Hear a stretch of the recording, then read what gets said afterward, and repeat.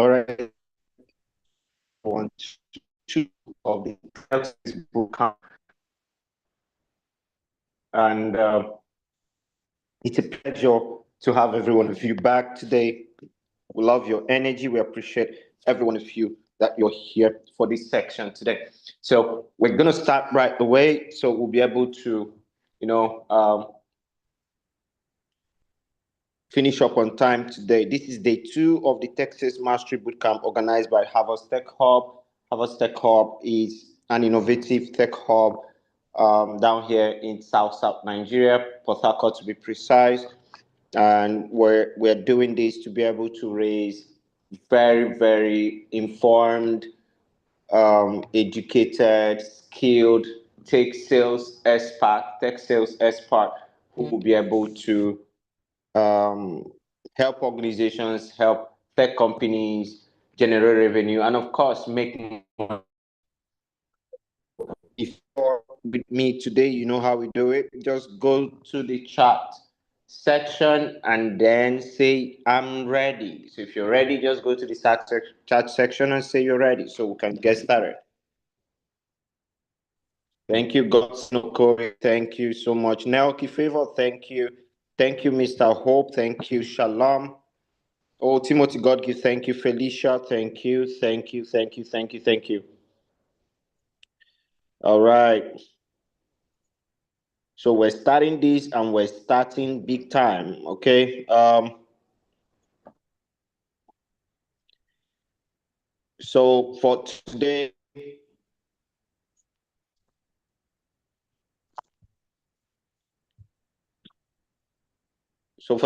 we're going to go deeper. Okay, so we're going to go deeper, beyond what we did yesterday. Yesterday, we looked at what tech sales, looked at various, we looked at,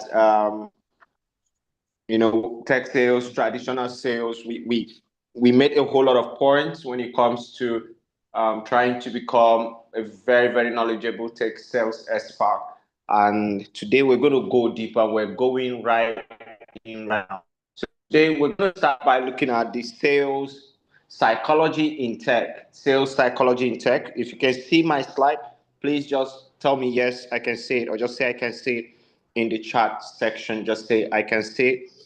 Oh, thank you, Atuebu Hope. Oh, Miss Casey, thank you. Oh, Miss Casey said the volume is quite low. Nelky Favor, confirm that my volume is good enough.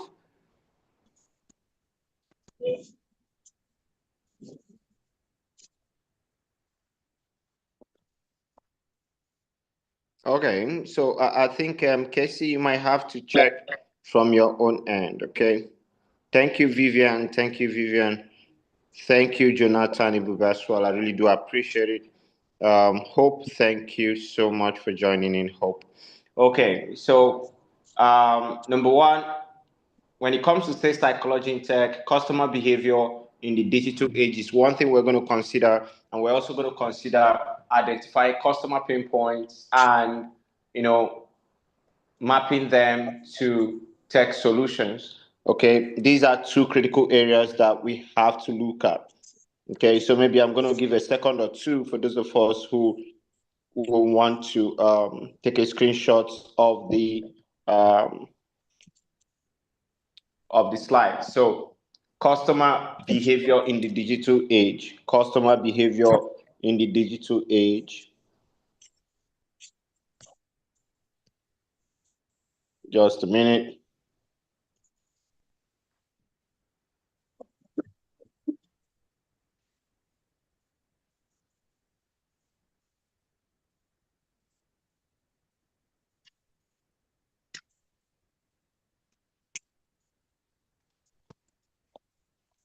All right, so number 2 is identify customer pain points and mapping them to tech solutions.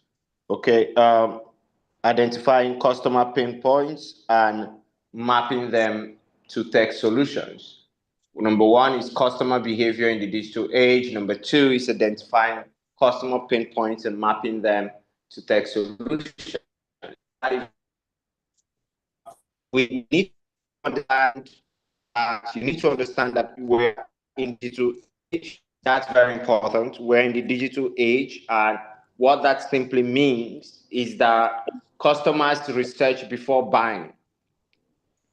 So if we're going to be selling a tech product, we're going to be selling tech product to people who we believe are use it. That they are somehow tech savvy to an extent, right?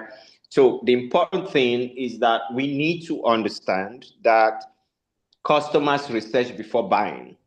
So that's why it's important for us to position ourselves, ensure that we are saying the right thing, that we're talking about their pain points, we're talking about the right thing, we're talking about our value proposition, we're talking about industry very well. So before buying. Okay, so you need to understand that. Number two is that attention span is very short. So you're talking about people who just want to, in 8 seconds, they want to get everything that you're saying. So the attention span is very short. The attention span is very short. Number three is that trust comes from social proof. So for you to get customers to trust you, you will need some social proof. What's your digital footprint? For that brand, what's the digital footprint? If people Google that brand, what are they going to see? If people go on social media with respect to that brand, they go see who is talking about that brand. They need some sort of social proof. And once you get that, you can get trust. All right. Number four is that customers expect convenience. So customers are not coming to suffer with you. So the idea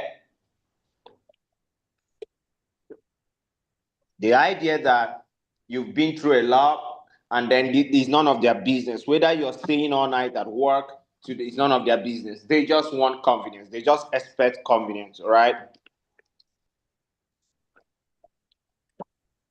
But most importantly, number five is that decision makers are informed.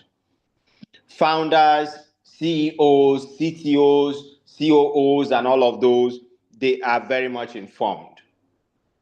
You need to have all these things at the back of your head that decision makers are informed.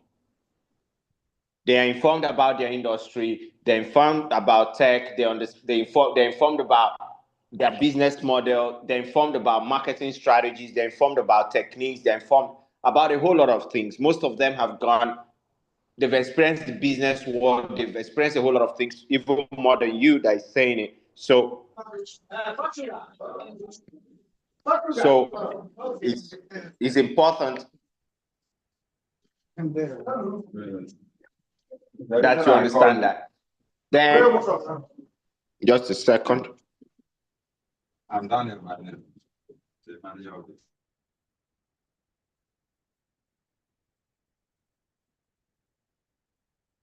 So, multiple channels, one buyer. Multiple channels, one buyer. Multiple channels, one buyer. Multiple channels, one buyer. So, of course, we have too many channels these days, and everyone is just trying to hit at a particular buyer. All right. So we need to have these in our subconscious as tech sales experts that customers research before buying. Customers would have spoken to someone who is more exposed than you in this space. Customers would have gotten someone that, to consult somebody. So they research before buying. They research about your product, they research about you, they research about the solution itself. So a whole lot of stuff is done. So when you're coming prepared. You're coming having this at the back of your mind. Don't assume that, because you feel they have a problem, you feel like, just a minute. I try to call everyone. I say the room is too small. For the bigger room. All right, so we have attention span is very short. Trust comes from social proof. Customers, of course.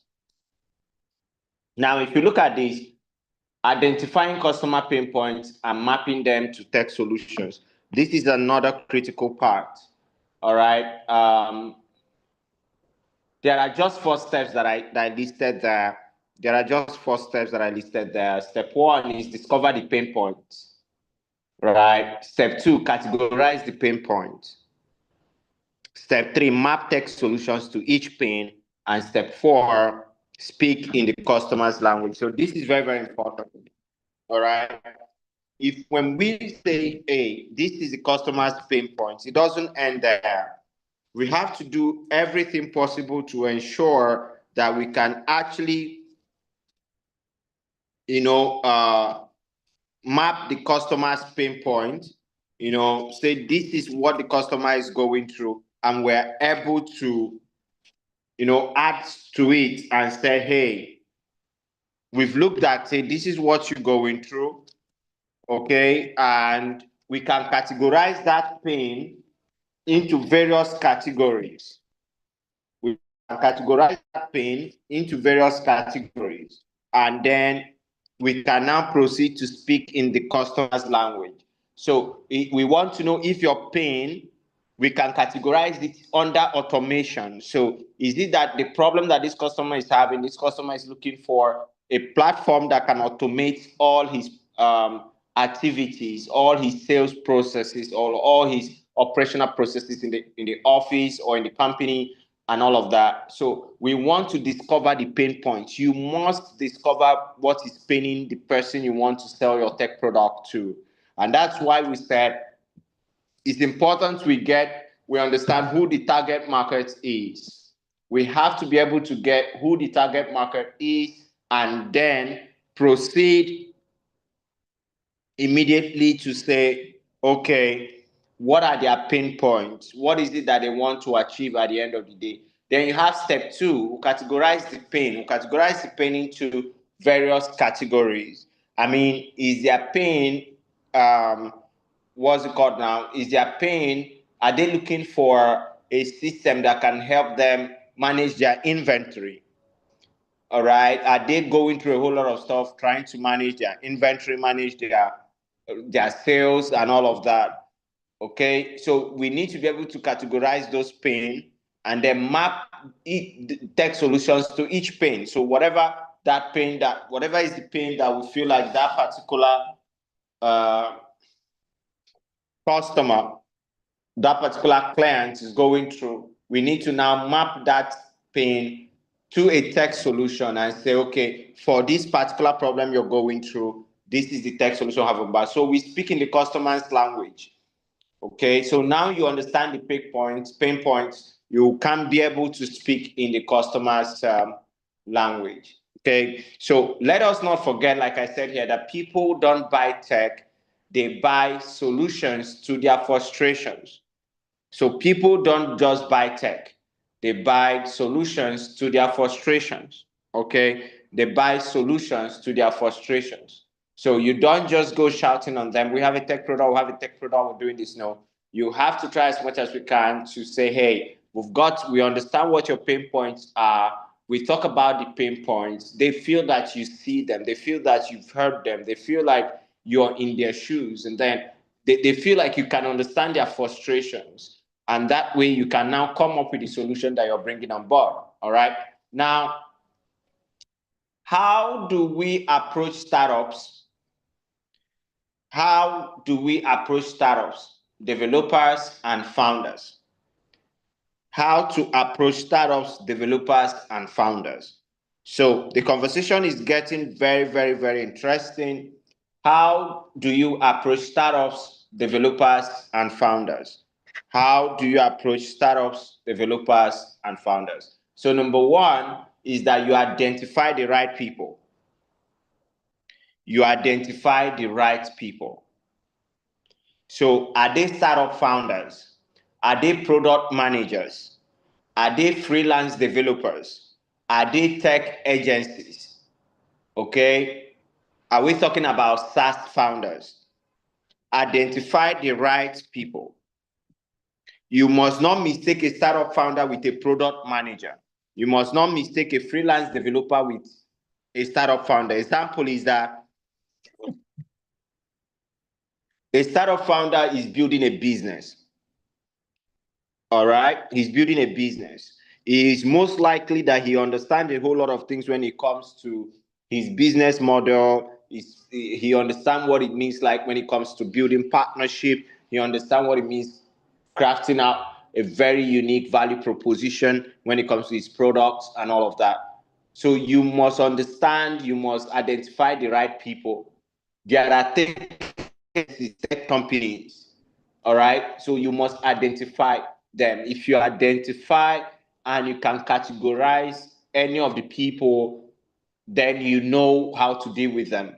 Okay, so the person that you want to talk with when it comes to you helping sell a product, you want to know if the person is a startup founder, you want to know if the person is a product manager, you want to know if the person is a freelance developer, you want to know if the person is, if it's a tech agency, you want to know if it's, of course, a software as a service founder. So we need to know the right people. You need to identify the right people, okay? So you don't just say this guy has a tech product to sell. Who is this guy? Is this guy a freelance developer? So that you can boldly say, oh, he's a freelancer, so he's just building products, and then we can just, okay, let's we'll know how to deal with this guy. Okay, is this a tech agency? You also know how to deal with this person. All right, then the second thing when it comes to how to approach startups, developers, and founders is to, ask yourself, what are the channels that we're going to use to reach them? What are the channels that we're going to use to reach them? And that is told us that most of you that on this call, you have to ensure that you go work on your LinkedIn. You have to ensure that you go work on your LinkedIn. All right, work on your Twitter, work on your social media handles, but especially LinkedIn. So there are product communities. You have Slack, you have Discord, there are Facebook groups of developers.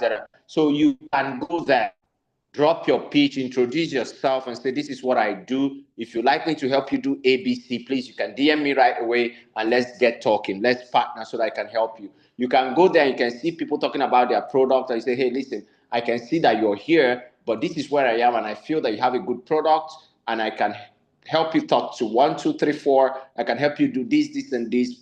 So that's the basic thing. So if you go back here, please take note of this. We said when it comes to how to approach startups and developers, number one is that we identify the right people. Once we identify the right people, we talk about the channels, how to reach them. We think about the channels, how to reach them. So tech events and hubs. So when tech events are coming up, there will be a lot of tech companies, tech founders, and enthusiasts and all that will be at such events. So you want to make yourself available to be able to connect, to be able to introduce yourself, to be able to, you'll be able to build some certain level of relationship. You'll be able to learn. The learning doesn't stop here. You have to continuously learn. You have to learn continuously. Then the next thing is cold email or WhatsApp. All right. So we send out cold emails.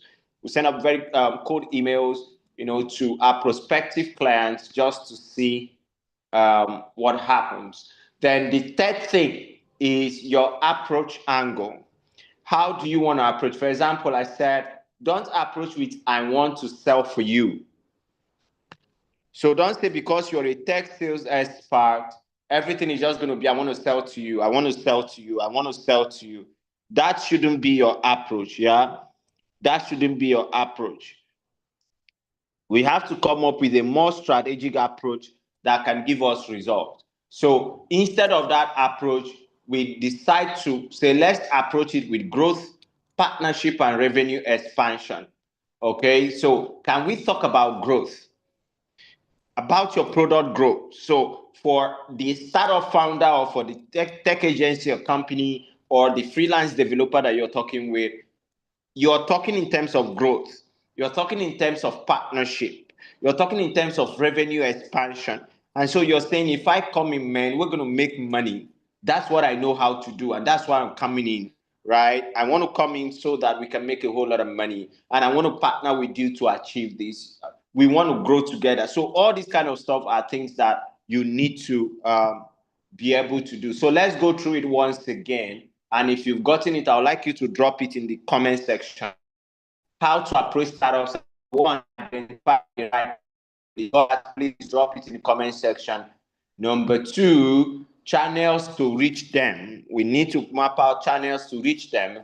And number three, approach matters. Okay, approach matters. Okay, so three things there. Number one is to identify the right people. Number two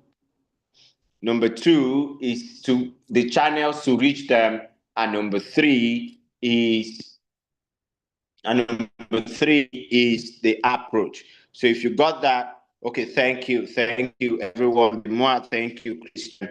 Thank you so much. I appreciate every one of you. Gosino, thank you.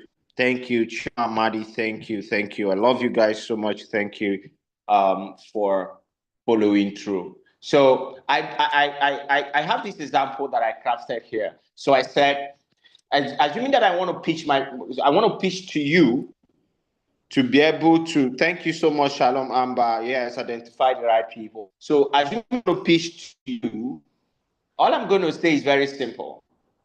So I say, I see your product solves X, Y, Z.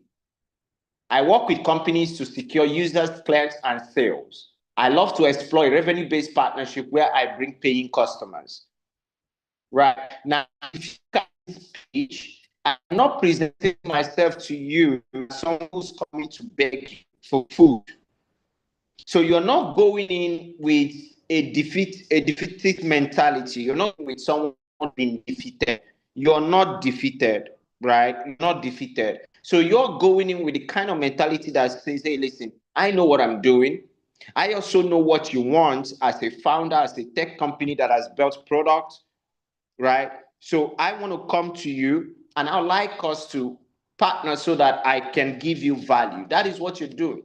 So when you say, oh, I see your product solves XYZ problem and I want to help you do, this, and this, then it's beginning to make sense to that particular person, all right? Or maybe I say, okay, let's do this. Let me put these thoughts together. So let's say I said, oh, I came across your product and I noticed its potential in whatever industry, right? Okay, so I noticed its potential in the fintech industry. Okay, I noticed its potential in the education industry. I know, so whatever industry. Okay, I specialize in helping tech founders increase adaptation, paid subscriptions through strategic sales, right? So you can put something like that and they begin to listen and you say, hey, let's explore how I can help you reach more customers and drive revenue. Okay, so you have to be able to position your pitch. All right, it doesn't have to be long, but we're saying something I'm going to talk to you in just a couple of seconds and I'm going to catch your attention. And it makes you feel like, oh, this one is not coming to beg for anything. This one is not even coming to say, hey, do you have a job? Give me some. This one is saying, I know what I'm doing. I know what I'm capable. I know the kind of knowledge I have. I know what I can do. And I've seen your product. I know that your product has, a good there is opportunity for your product in the market. But I want to partner with you to make sure that that happens. All right. So it's something you want to do. So I'm telling you that, oh, your product is valuable, but I know visibility and client acquisition can be a challenge. I help tech brands increase sign-ups, sales, market reach through structured partnerships. Okay, so you pitch your stuff, you pitch what you want to do, you pitch what you want to do. So that's why I give us this example like this, so that you understand that you have to be able to pitch what you want to do. Now, so we have to also look at how to structure commission-based partnerships. Commission-based partnerships. How do we structure commission-based partnerships? So we want to go into partnerships, all right? So number one, you have pay per sale commission, and I gave an example there. So there we're saying you earn 10K to 100K per client you close. That's what we're saying. So you earn 10K, 100K per client you close. Look at that. Look at that. Okay, so that's per sale commission. So for every client you close, and listen, close doesn't mean, let's say it's an app. It's okay, they've downloaded the app, give me money. No, you are not just a random person doing referral service. That's not what this is all about. You're a tech sale professional. And sales, we say we've closed sales when, of course, we have received money. Money has exchanged hands, with when money has come in for exchange of value. All right. So this is not like a referral game. It's I refer somebody, they've sent me 1,005. No, that's not what we're saying, guys. We're talking about a real career path that you put in a whole lot of work, then you make a whole lot of money. So you earn 10K, for example, to 100,000 per client you close. That's per sale commission. But we also have the percentages where we're saying you get 10 to 30% of the subscription fee. So they say, oh, you need to be able to get this organization to subscribe to our platform and be using our platform. And they're going to pay, let's say, 500,000 naira per month. 500,000 naira per month. Or they're going to pay 300,000 per month. And we're going to be giving you 20% from that subscription. So that's percentage based. Or it could be that they say, oh, for every client you bring, when they pay or when they buy the product, or for any client you sell this product to, you get 30, 40%. And it's going to interest you that we have a product like that, and it's going to amaze you. That product is going for 2.5 million naira. It's a real estate product, and it's 40% for the tech sales expert. You're literally not doing anything. Just the real estate signs up, you demo, and then they are in. And in less than a day, their platform is up and they start enjoying it. And that's it. You go with your 40%.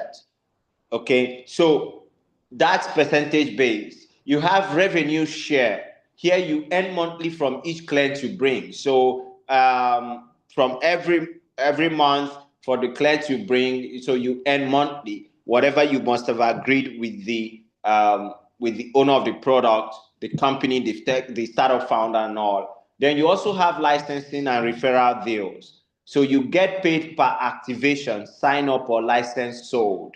Okay, and that's why I said earlier on that it is not just the usual referrals that you see people do. You say, oh, no, this one, you're very intentional. You're very intentional.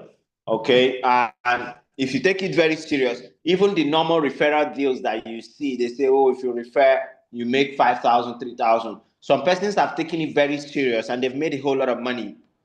So they look up, but you can't just come and tell someone, go and download this app so that they will give me 3,000. No. Some persons take their time, understand the product, start educating people about the product. They create content about the product, they create videos about the product, and then they push it out there.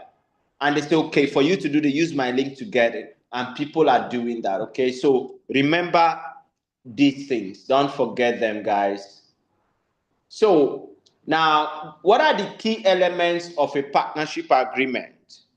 What are the key elements of a partnership agreement? Right? So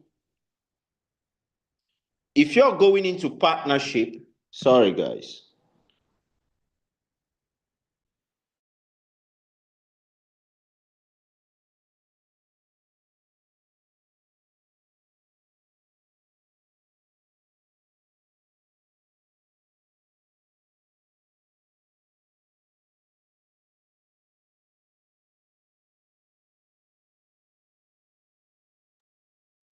So if you're going into partnership, one of the things that you need to consider will be what are the key elements of a partnership agreement? What are the key elements of a partnership agreement? Okay, what are the key elements of a partnership agreement? Okay, guys, hold on. Let me bring up my slide again.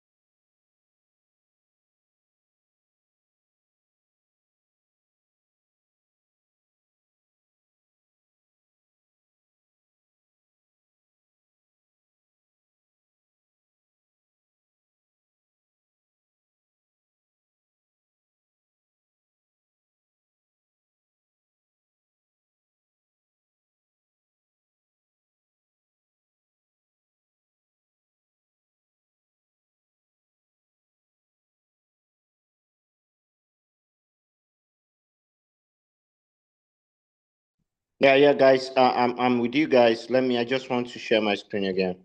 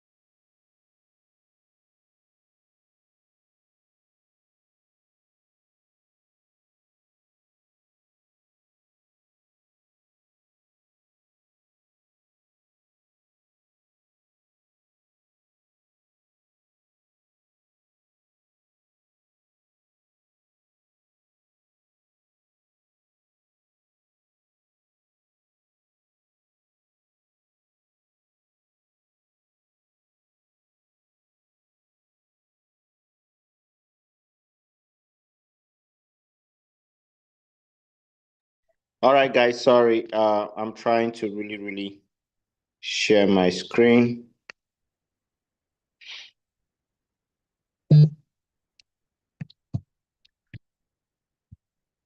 Okay.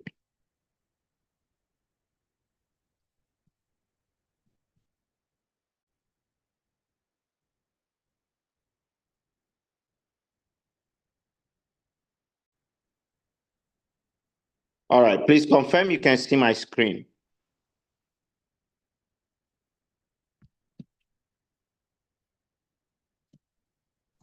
Yes, sir. Good evening. We can see your screen. Okay. Thank you.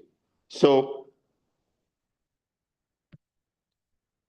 I was saying that there are key elements that you have to consider. Okay. Commission rate, payment schedule,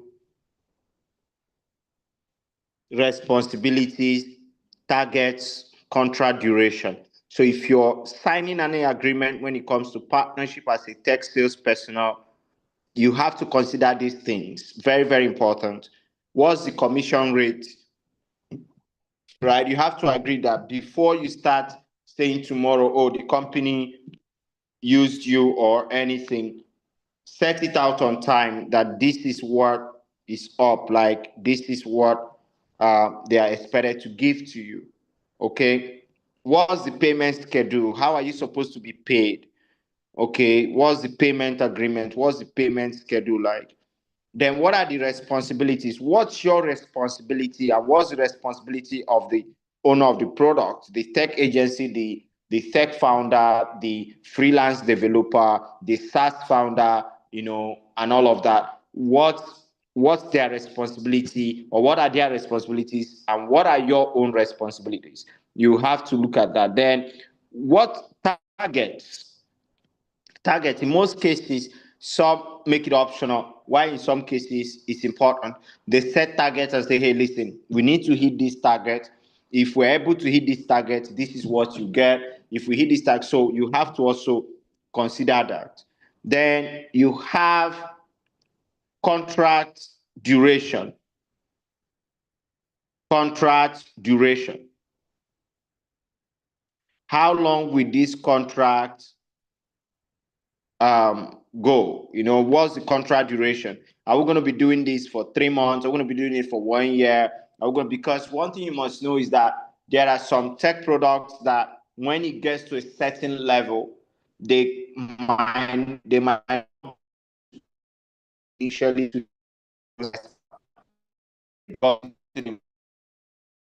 you know uh, some level of acceptance in the market, so they might not be able to um, just a minute.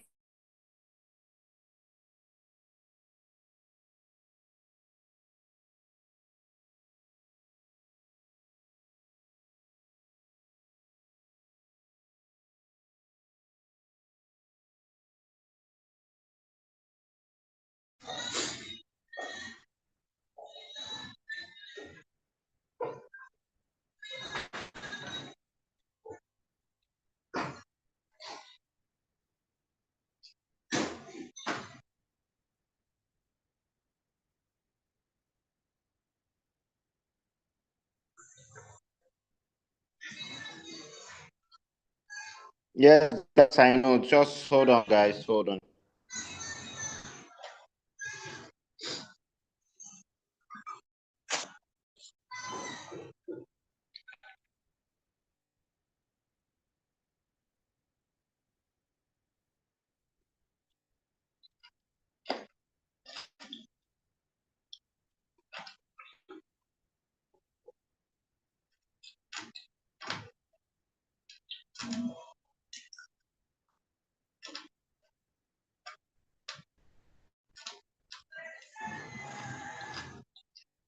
Okay, so don't forget, guys, that when it comes to reaching those agreements, we must not play around. Okay, you have to be clear that you know exactly what you're doing, and everything is on white and black, on paper.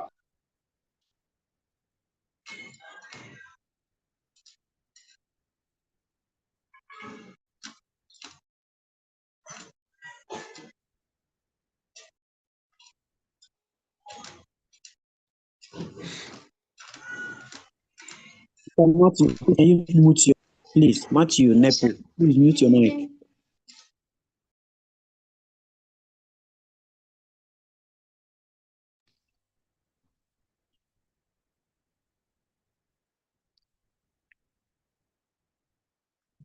All right.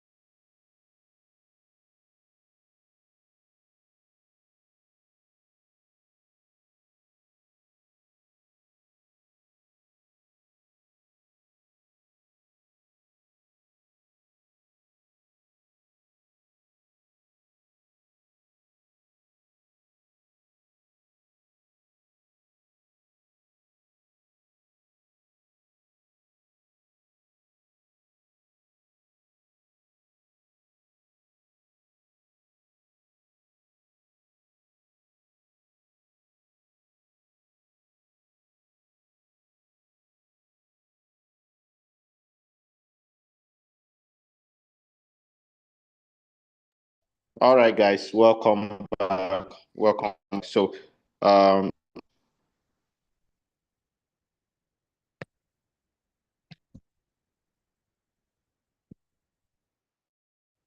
so please don't forget commission rate, payment schedule, responsibilities, targets. Those are the things that you need to look out for. The contract duration, those are key elements of a partnership agreement. Now, what happens when you want to pitch to corporate clients? What happens when you want to pitch to corporate clients? So you have corporate bodies, companies, and all of that. What happens when you want to pitch to them? So let's say this product is a product you have to pitch to companies, corporate clients. What happens? Number one is that you must understand. Okay, let's say for example, for hospitals. Okay, maybe schools, real estate companies, or hotels. There are products like that. Okay, people have built, and now they're looking out for people who can help them sell. So, how do you pitch to them? Number one, you have to focus on return on investment. They are there to make money. They are there to make money. So, you have to focus so much on return on investment. You have to focus on letting them know that whatever they are going to spend acquiring this product is going to be worth it. You have to do that. You have to also focus on efficiency. You have to focus on efficiency. You have to focus on team adaptation, team adoption. How can the team, they're already using pen and paper, or they're using a what can you do to help the team adopt that product? Is this something we're saying once you're in, we're going to help you, we're going to help train your staff, we're going to help do this, we're going to help do this until everyone, we're going to provide after sales support? right? And then you have to focus on cost saving. You have to make them understand that, hey, this is more cost effective. All right, this is more cost effective. You have to tell them the benefits on the long run, because yesterday we talked about selling benefits, right? Then you will intentionally work hard to speak to decision makers. This is not just where you go to the company and you look for one, right? Say one of your friends is working there, so there. No, no, no. If you have a friend, then let them connect you to decision makers. And that's why you're going solid. You're going with an excellent spirit. Okay. And so you want to talk to the founder. You want to go do presentation to the founder. You want to talk to the CEO. You want to talk to the operations lead. You want to talk to the head of IT. You want to talk to procurement. You want to talk to HR. All right. And gradually you move on. Okay. So if they have, you have access to the head of IT, you share the idea. And there is what is actually called some sort of politics that goes in, positive politics. Like you have to learn how to negotiate. All right, you have to learn to speak to decision makers, and you don't just go. You're just saying it with your mouth. You go with your demos. You go with your demos. All right. Then you talk. You use case studies. You use case studies and numbers. You use case studies and numbers. You talk about numbers. Talk about how many users you have already. Talk about how many companies are using them already. Okay, you talk about use cases. You also talk about numbers in terms of how it's going to benefit them. Okay, so all those things are things we need to factor into our conversation. There are things we need to factor into our conversation. Okay, so please don't forget that. Don't forget that, please. Don't forget that. So at any point in time, there'll be need for us to really understand who we are pitching to per time.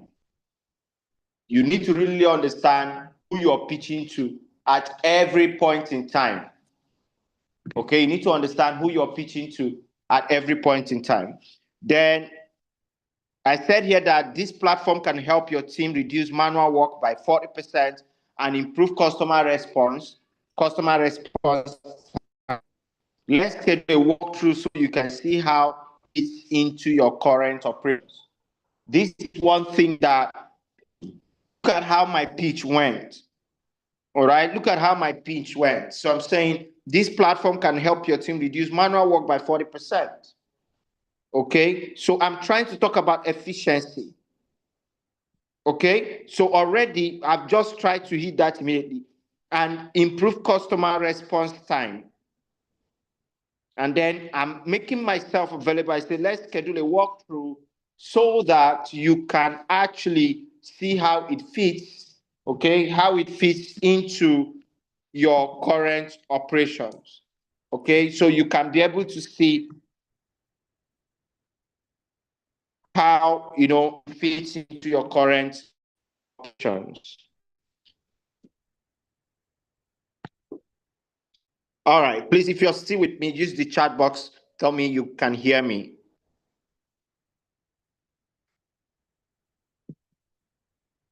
All right, thank you, Gaius. Thank you, Nelki Favor. Nelki Favor, thank you so much. Timothy Azubike Betel, thank you, thank you.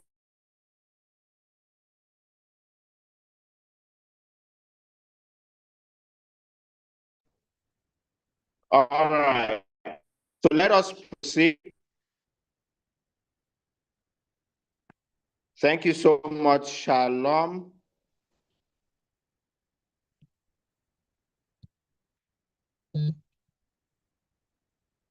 All right.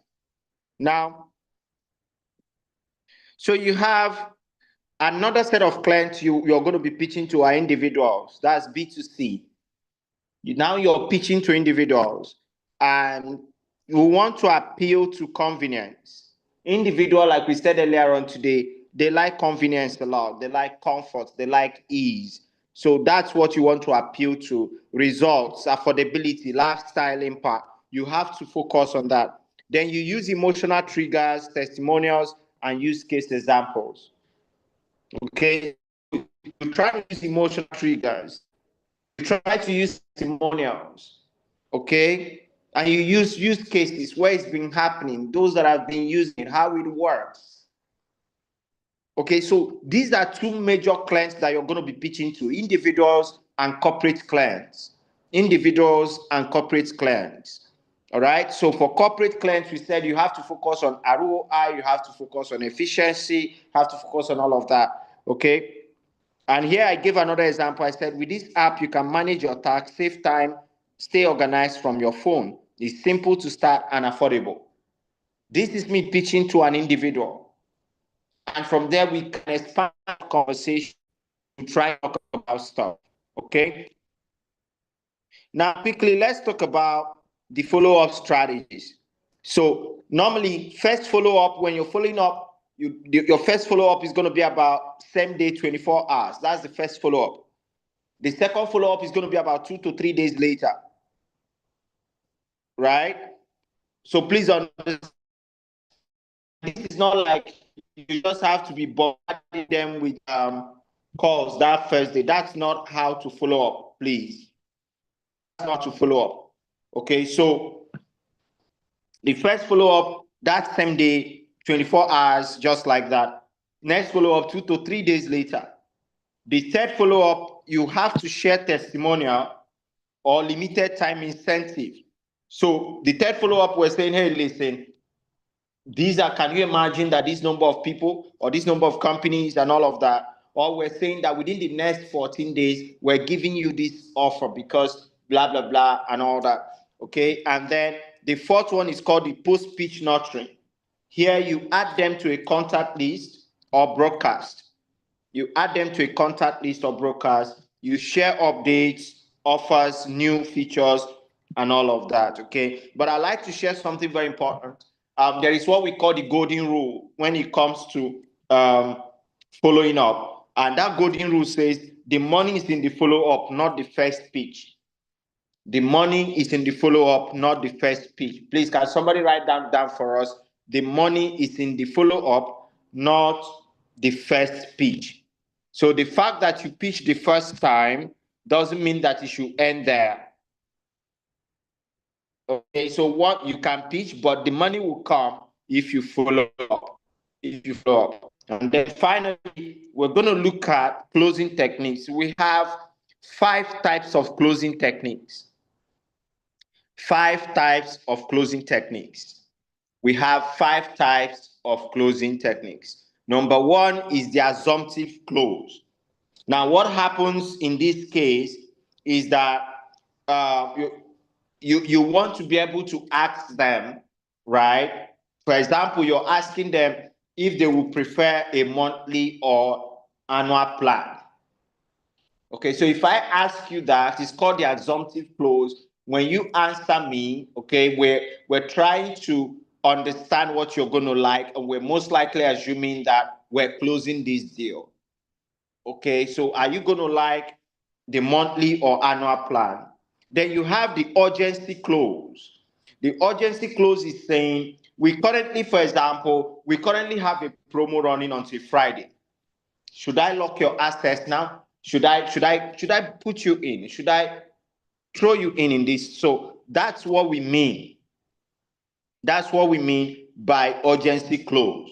So we tell you that, hey, throughout this month, they're giving out this product for so amount. Will it be okay if I reserve a slot for you so that before the end of the month, you can clear this out? Okay, and let's say we're pitching a product to a hospital. We said, I think from now to December ending, they are doing this, and this for hospitals in the South. Will it be okay if we do this? So it's called urgency closing. Then you have the problem solution clause. In this case, you want to be able to position the problem, provide the solution at the same time conclusively. So, for example, we're saying, let's say, just give me a second, let me put my thoughts together. So let's say we're saying, since your team struggles with tracking clients, should I go ahead and activate the customer relationship management for your staff? Okay, so there is a problem. Your team struggles to keep track of clients, to keep track of customers. And I'm asking you right now if I should go ahead and immediately activate the CRM platform for your staff. I've already mentioned the problem, but at the same time, I'm providing the solution. Then you have the trial close. Okay, this trial close is where we decide to say we're setting up a free trial for you for the next 7 days, for the next 14 days. All right. And then when will you be ready to move forward afterwards? Okay. So we set up this 14-day trial for you. And we said, are you ready to move forward after that time? All right. So that's the general idea. That is what trial close is. And then you have the value close. The value close is such that you position the value of the product. Okay, you position the value of the product. So if I walk up to you and say that this product is going to replace two tools you're currently paying for. So you're paying for this tool in your company, you're paying for this tool, or you as an individual, you're paying for this tool, you're paying for this tool. But I'm saying that this tool I'm bringing to you, this particular platform I'm introducing to you, this particular tech product I want to give to you, that it's actually going to cover up, it's going to replace these two tools you're paying for and save you time and cost. And save you time, and that is called value closing. So, ladies and gentlemen, today, this is what we want to dish out to you. And before I make a very important announcement, we're going to run through with everyone and then try to get your input, your questions on what we've done so far.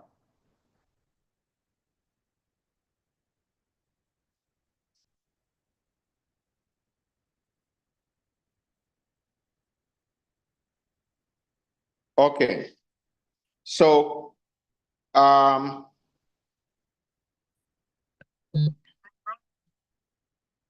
let's start. First, are there questions? Please, if you have a question, you can unmute and ask your question. By the way, just give me a second. Let me